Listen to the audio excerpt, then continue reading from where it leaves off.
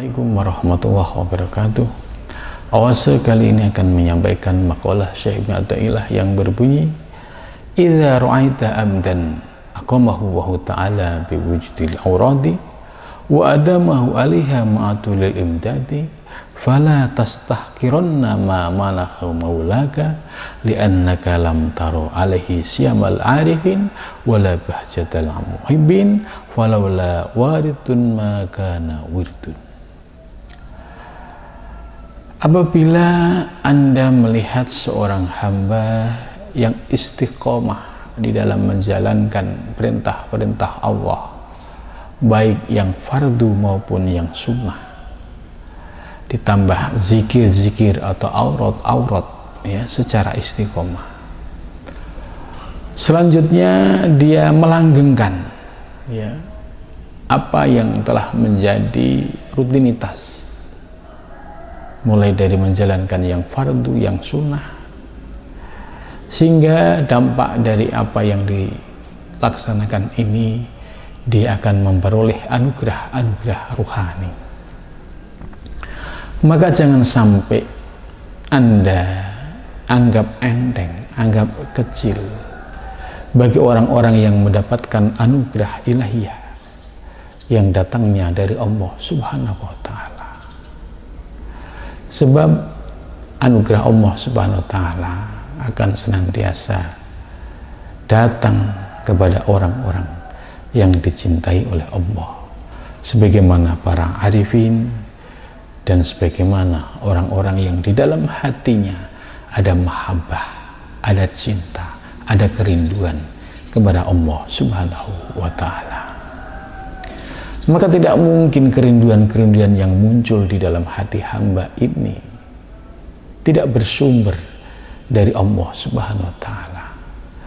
Maka munculnya kerinduan-kerinduan seorang hamba dalam menuju Allah itu sebagai pertanda bahwa hamba tersebut telah dicintai oleh Allah Subhanahu wa Ta'ala.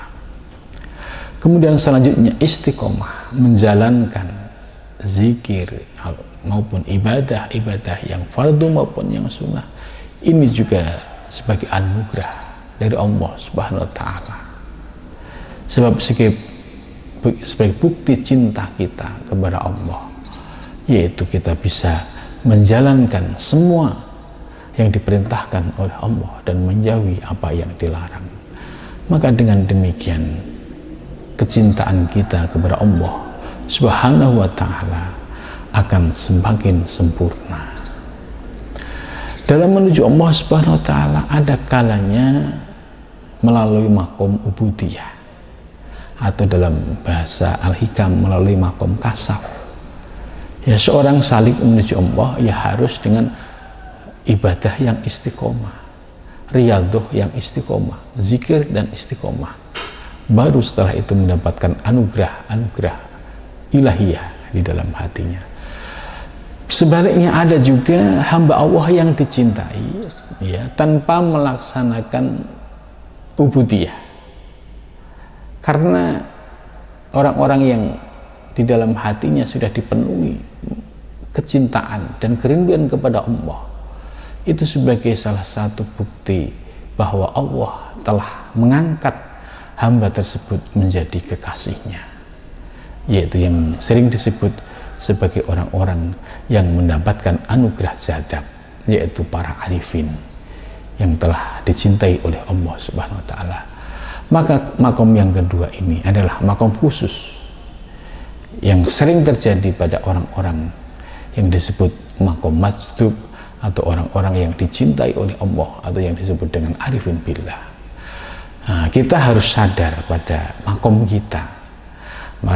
Maka untuk menuju Allah, bagi makom kita sebagai seorang salik, ya harus istiqomah menjalankan syariat Allah Subhanahu wa Ta'ala, baik syariat lahir maupun batin, ditambah riyadhah mujahadah yang istiqomah dan zikir juga yang istiqomah. Maka dengan itulah kita akan mendapatkan anugerah ilahiyah, yaitu pencerahan-pencerahan rohani yang datangnya dari Allah Subhanahu wa Ta'ala.